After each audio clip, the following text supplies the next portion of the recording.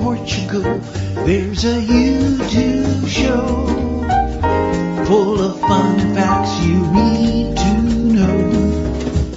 Hola, bon dia, alegria. Munson here with the Good Morning Portugal show, the podcast and the Substack. I wonder if you start. Everyone seems to be starting a Substack at the moment. I'm trying mine at the moment, and Substacking has given way, or live streaming has given way to Substacking. Although we were on air last night for a sneaky live stream talking about the future of AI as it pertains to expats here in Portugal and the bigger picture. The more podcasts you listen to about AI, well, certainly my experience is the more podcasts I listen to about it, the more concerned and intrigued I become. And still, nobody seems to know what's really going to happen with it. Maybe Mel knows. Maybe Mel, who's my guest this morning, not actually talking about AI, but talking about the motivation of moving and masks and migration. Maybe she'll have a clue on that. Let's give her a nice big round of applause and bring her onto the screen. Hola, bon dia, alegria. Good morning to you, Mel. Good morning, bon dia. Yes, how are you? Tudo bem? Muito bom. Excellent. Now, before we get into migration, the bigger picture or the deeper dive on migration, because I was writing about this yesterday, the integration myth, a new support group starting. I think we're getting a little bit more serious about the subject. It's not all gin and tonics and pastel de natas, it would appear. Before we get into that and your views on it, which I know are, I think you've considered this very deeply yourself and have some great personal experience. AI, how are you thinking about AI as it seems to be about to impose itself on us in the most extraordinary way? Yeah, I think I'm trying to stick my head in the sand and pretend it doesn't exist. And and exactly that, it feels to me like it's being imposed on us. Yes. And there doesn't seem to be a way to escape it. And anything that's imposed on me, my little rebellious side automatically feels extremely uncomfortable with. You too, yeah, because you too. Okay. yeah. So I just don't like the way that it feels like even the most freedom-minded people are jumping into AI. Yes. And I went to dinner with some friends last night, and one of the ladies was driving a rental car to dinner. And she's new to Portugal, so she was trying to Google, ask Siri or whatever it was, how to say thank you and whatever. And then she asked, as she was driving, well, she was a passenger, how do I order a drink in Portuguese? And the car answered, we can't tell you that while you're driving. Yes, I've had a very similar telling off from a Renault 5. But A, she wasn't driving. A, she wasn't ordering a drink in the moment. And how did Siri know she was driving? Yes, and the freedom-minded among us are thinking, hold on a minute. If this is linked to my UBI or my access to healthcare or whatever, that's going to be awkward, isn't it? Well, and especially as I just got an email. This is a totally different subject to what we started on, but I just got an email from my bank in Australia changing their terms and conditions, and they're quite onerous. They're saying basically that they can take the money from my account if they deem that there's a suspicion that I'm doing something or receiving from someone who may be involved in something bad. So even if I haven't done anything wrong, but I'm receiving, so if you want to pay me money and they deem you're suspicious, they can hold that money and return it to you, even though I'm waiting to get paid from you for something that's got nothing to do with me. And that's why you and I went through an extensive round of paperwork before we even had a conversation this morning for you to make sure I am not a money laundering terrorist and that there could be nothing. And the other thing was that they will stop, even though Australia has legal exchanges and taxation rules around it, they will not support any transactions to a cryptocurrency exchange.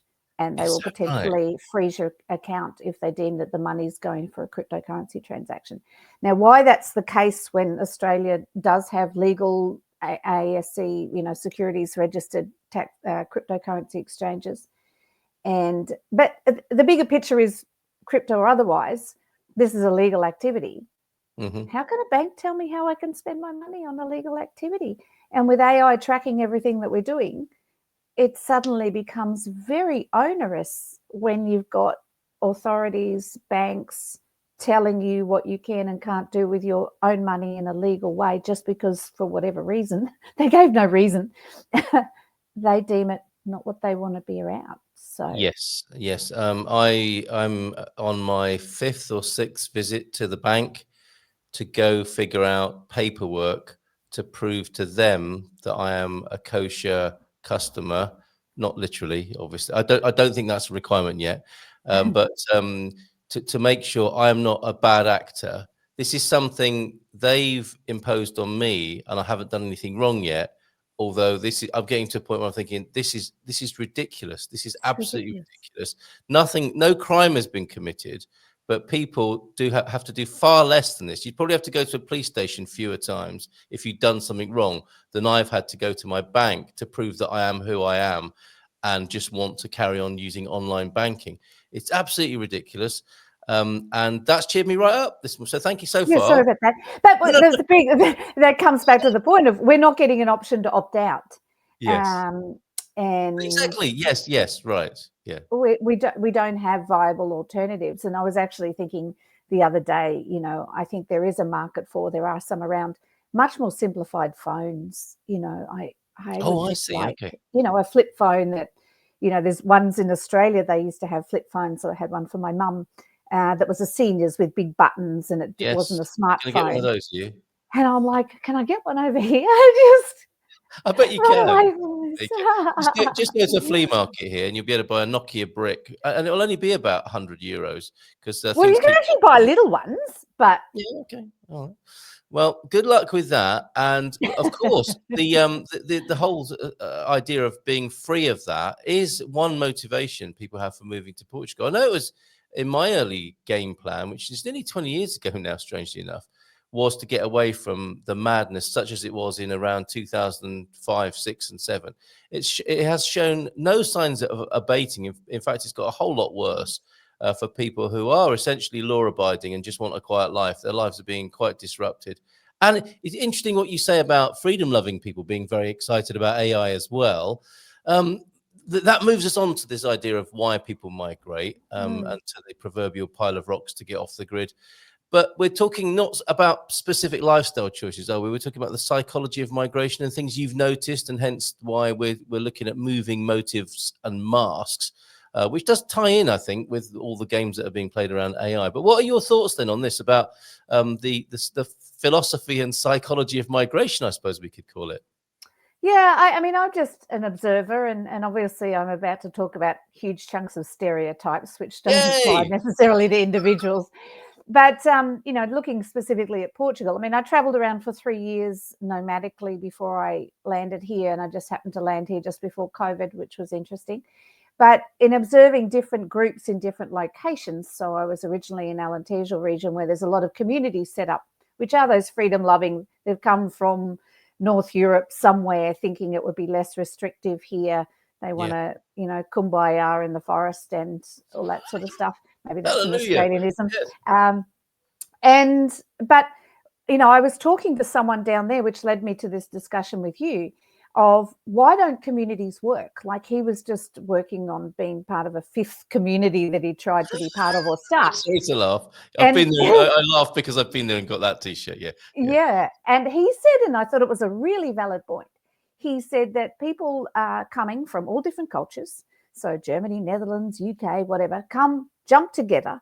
They're all culturally diverse.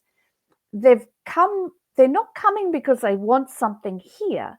They're coming to escape something there. Yeah. But all their emotional baggage that was attached to that has just come here. Yeah. They haven't resolved that. And then you put them in a melting pot with people who have different ways of doing things, and even though in many ways we're culturally similar, as you kind of alluded to, there is a perception, rightly or wrongly, that German people are very time driven and very organized, which is amazing, but then throw them in the pot with a Portuguese person and it throws a disharmony in a place that's meant to be love, light and peace. Yes. Because one's going to get frustrated with the other. So you bring, 20 different cultural melting pots and put them together. And none of them have resolved the issues that they came with in the first place, because they didn't even realize they had the issues. They thought it was the place, as opposed to their own stuff. And I'm not I'm not suggesting that we shouldn't try another country. I have, and it's good to change. It's good to branch out into trying and experiencing other things. But what I certainly see is different sorts of people coming in. There seemed to be originally in Portugal the retiree group that were coming here on holidays, spending a lot of time in the Algarve, but still don't really think of Portugal as their home. Even if they're living here permanently, don't know the language, don't integrate, mix with other expats, and stay in that circle. And it doesn't bother them to do that. They don't have a desire to integrate because they can live within that bubble. They're in the later terms of their life, and they may or may not go back to North Europe or England or wherever to see out when their health starts to struggle because they don't have the circle around them here. Then you've got another group that comes in, like the digital nomads, the younger digital nomads that have come in, and they tend to go to certain areas where there's a lot of them. They remain in there. They are more able to integrate with other Portuguese digital nomads as well, or whatever, because they're younger and more language proficient normally. Yes. And they have that commonality in their work, but they're also very, if this doesn't work out for me, I can go somewhere else. Yeah, the world is their oyster, isn't it? Yeah, and what I see more recently is this massive influx of 40 to 6-year-olds, 40 to 60-year-olds, somewhere in between. Yeah. And for me, and I think a lot of others, that's a lot of the struggle. This is where I've seen a lot of people struggling, because I think you and me, we want to try and integrate more. Yeah. We want to try and learn the language more. But I certainly, and I see a lot of others, have a false expectation of whether it's actually possible to integrate, and what that actually means. And for me, it means, being invited to the birthday parties of the Portuguese and being able to sit and have a chat with them and involved in their daily lives the same as I would do in Australia. And, I after 6 years of being here, I don't think that's ever going to happen. Really? And I'm an outgoing, sociable person.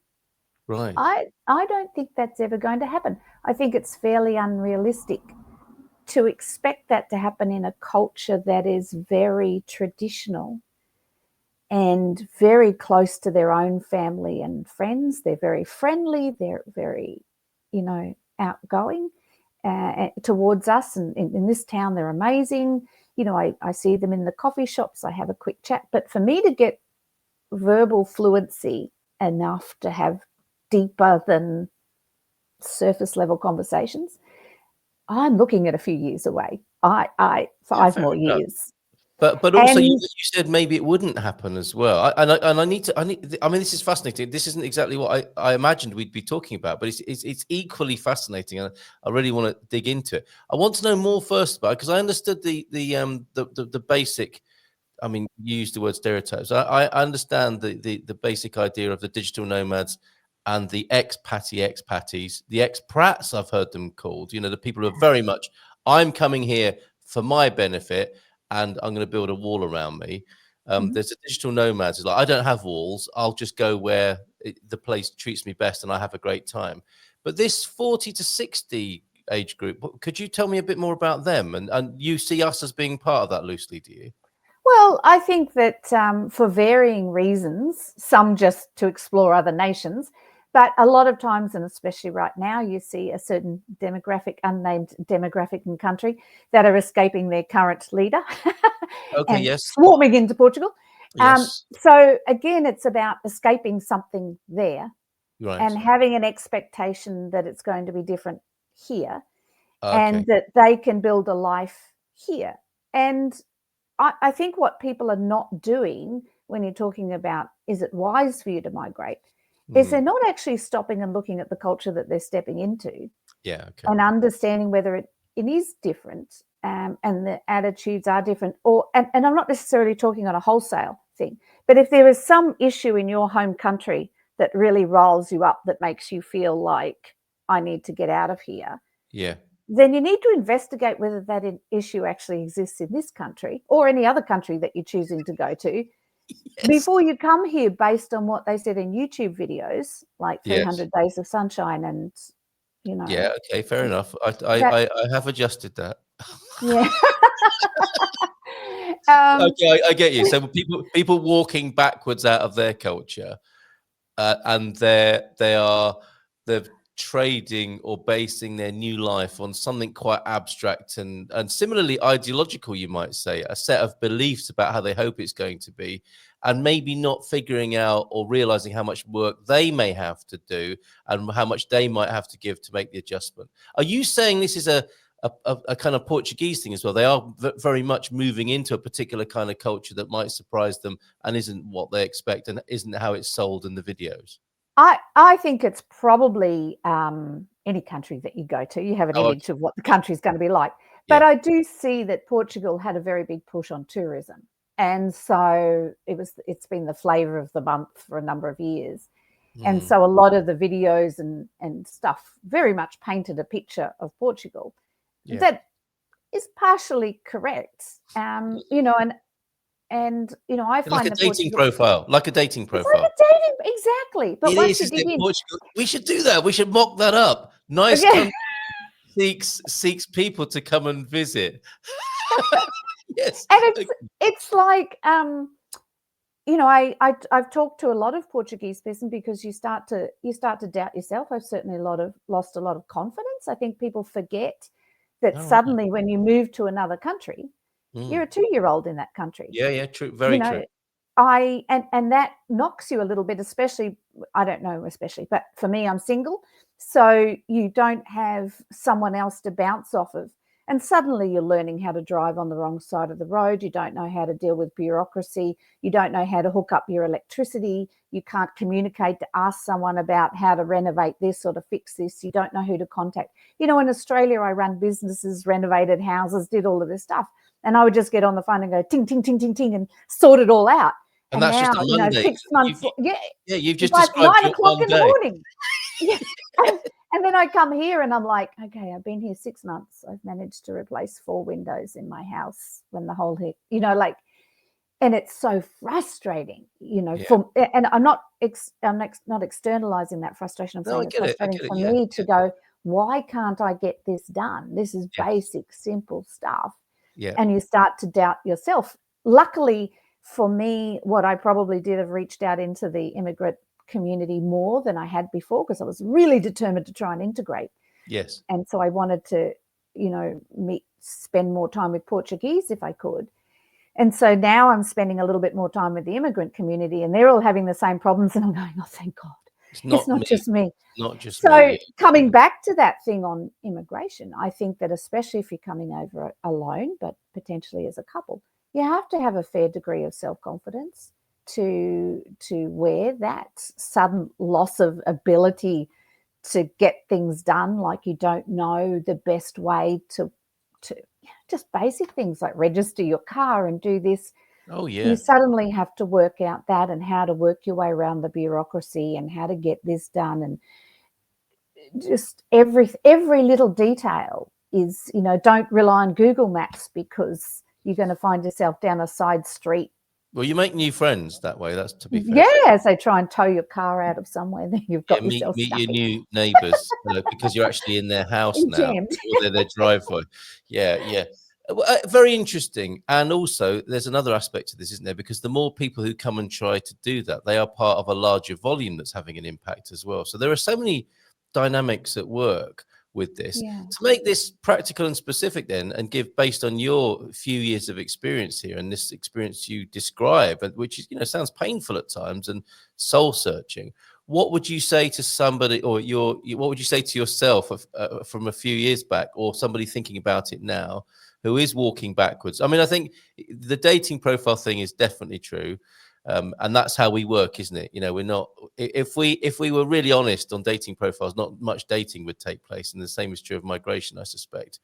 And so what would you be saying to people about who are walking backwards into this new culture? How can you turn them around and have them face up to the reality of it without putting them off? Yeah, I think, first of all, look at your motivation of why you're going and what it is of issue where you currently are. Yes. and then take off the rose-coloured glasses. It doesn't matter which country. I'm not talking specifically Portugal here, but to any country. And I would suggest that, because being a tourist in a country, coming through, and if you spend a month somewhere, is not the same as digging in. And Correct. it's not the same, even the people who come here for 3 months of the year and then go back to whatever. It's not the same as living here. So I would suggest that people come in to the country they're seriously considering for a 1 to 3 month period if they can. Do something like house and pet sit, but try and house and pet sit for a Portuguese person if you're talking here, not an English person. So you're not living in a golf resort somewhere. You're staying in a Portuguese town with Portuguese people, and you see how they live, and you see whether the houses are insulated, and and you get to see the local community as it is. And then you pretend, okay, I'm living here now. What would I do? How do I register at the tennis club or the sports club or the walking group or whatever? And try and do that as a test run. That would be the ultimate thing, I would think, and actually see how you feel. Because even like I've just moved towns, and you have to start all over again in a new town. And in Portugal in particular, what I've heard from people is that because they've got such long-standing traditions and beautiful culture, they are from that region. And I spoke to a lady here who's lived here for ages, but she said to me, I met her at dinner, and she said, I'm not from here. I just came for dinner.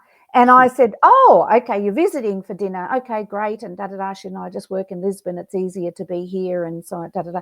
I'm thinking she's meaning that she'd driven for the dinner and was here for a few days. No, she's lived here for 5 years or something. But she's from the north. Yes. And stranger in her own land. Yes. And she said to me, it's incredibly difficult for me to make friends here as a Portuguese woman. Yes. In this local community, because I'm not from here. Wow. That's a very good insight that you're probably not going to hear on many videos, right? And that's why I say I don't know that we will ever integrate, because even the Portuguese say that they can't integrate into a different town. They're always my ex-Portuguese partner used to talk about the German up the road. And I said, it's his only neighbour because he's in a rural area. And I said, oh, what's her name? I don't know. She seems quite nice though. I said, okay, so how long's she been there? 20 years, at least 20 years, he said. And she's just she's always the German up the road, and it's not unkindly. It's just the way it is. Because it's just the way it's seen. Yeah. And thinking about, I suppose the other quick thing I want to put in, thinking about the effect of the thing that you love can be the thing that you struggle with. I came to South Europe because I love the thought of the culture, the community, the family connection. Everyone looks after Arvel, grandma, and all of that. That's why I came. The problem with that is they spend their time with their community looking after Arvel and Nonna, and you're way down the priority list. Yeah, that's right. Absolutely. So that's the thing that makes it challenging, and you have to accept that. That's what draws. If that's what draws you, you've also got to think about how is that going to impact me, and is that going to be a problem for me in living in the country? I have a sense here, and I'm all for it personally, because it's how I see things in life. But you have to prepare to change, don't you? I think that's what we're talking about. Yeah, and with integration, I don't mind saying something quite frank, like it's not going to happen. But another way of putting it is you might have to change your expectations around integration. Exactly. Or reframe and reevaluate what that means and set different targets for that. Because that's not to say you I think it's true that you probably won't be as integrated as you might imagine, but that's not to say you won't achieve some level that would make you happy. I mean, for example, I was I was watching the football on Sunday afternoon. It was the big match, a very important cultural thing. And I happened to be watching it in a Welsh bar with a Welsh host and his wife, Tudor and Karen, and a bar full of local Portuguese men who were pretty sozzled and one really classically, absolutely trolleyed Benfica fan who wasn't coping well when the whole place was winding him up, basically, with all these Portuguese guys. And I couldn't speak in a way that I could do with a load of football fans in England, and probably wouldn't want to, but I couldn't do it anyway here in Portugal. But I felt part of it. I really felt part of it. And it was like, okay, my first thought of that years ago would have been, we'd all be slapping each other on the back, drinking and chatting in Portuguese. But no, we were slapping each other on the back, but very few words in common. Love of the game and the football, and the atmosphere, and the laughing and all the banter in the place. And that I felt great. I felt really part of it, but not in the way I would have originally imagined a few years back. I got to say, that's exactly the point I was going to get to. And I'm the same here. Like I've the last town I was in was horrible, but this one is amazing. And what I used to laugh about, and once again, it's my expectation. I'm an extroverted person who ran businesses and did lots of things in my community where I was. And people used to laugh and joke about the fact that if they went with me somewhere, I always bumped into somebody I knew. Yes. And so to feel that complete isolation here is very difficult. And when I came into this town, now what gives me great joy, I go to the coffee shop. I try and go to the coffee shop every day just to try and talk some Portuguese with someone. I go to the little Tashkas, not the big Excellent immigrant one. And on the way down, which is 200 meters away, I will normally wave at 1 to 5 people on the and with a genuine smile, not a. Yes. They don't say to me, "Oh, como está?" They say, "Oh, como está? Tudo bem, tudo bem." Yeah. And genuinely, "Oh, we know you, recognize you, we accept that you're a nice person," and that is now fulfilling me a lot more. Love it. And I don't think. And last night I was at dinner. I was with immigrants, but we were at a place where the guy who owned the restaurant knew me, laughing around. They know what coffee I like in the coffee shop. They say hello to me. They joke around because I'm in the coffee shops. If someone speaks to me in English, and I go, no, Portuguese, so Portuguese, so that Very they will good. talk to me in Portuguese. And then someone now will speak to me in English, and the others will go like, no, so Portuguese, so the Portuguese. Well, that sounds really quite integrated, even if not in the way you imagined, right? Or as fast as you know. Exactly. And it's just not being able to find within the Portuguese community core, I suppose, Portuguese friendships, involvement in their events, their lives, as I would normally do in Australia. And I don't know whether that's feasible. So that's exactly what I'm saying, is that I have to decide, is that expectation way too high do I need to, if my only option is an English speaking nation, or is it just a different nation? Because I certainly felt that when I was in Italy, for example, I was dragged into Italian people's homes all the time. Come on, come and eat with us. Come and eat with us. It's not the culture here. It's a different culture. And then we have to decide. And there's no right and wrong with it. It's just people, before they make a decision to go to a country, need to take the rose-coloured glasses off. Everybody says the Portuguese are friendly, and they are. But not quite in the way you might imagine. At a more service level. It's different. Like you hear about, maybe you haven't here, but the Fijians will hug you in bear hugs and drag you and give you the last food off their table because that's their way. That is not the Portuguese way. It's just a different way.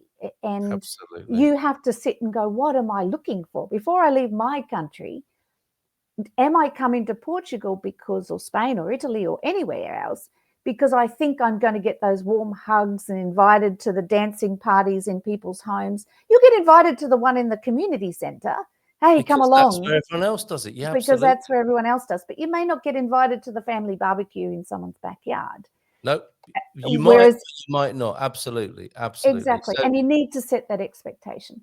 Yes, and challenge and your assumptions and your expectations. I think the big takeaway is be prepared to change those ideas you might have had, but still be prepared for an excellent experience, which you both of us have alluded to, having adjusted our expectations about integration here. Mel, thank you very much. A last word for you. We talked about the German up the road. We've got our German in the airport. Marion's joining us just a moment. talking about what it's like to be German in Portugal, which is going to be a hilarious conversation, I'm sure. What's your last word from a simply living point of view? Because we didn't even talk about that today in your project. What's going on? What's your last word? Probably just my last word in terms of, if you're coming to Portugal, is be prepared to live more simply, and just be prepared to look at yourself. Look at yourself and what your own assumptions and biases are. And I think the other thing too is we have a cognitive dissonance, buyer's remorse, cognitive dissonance sort of scenario going on.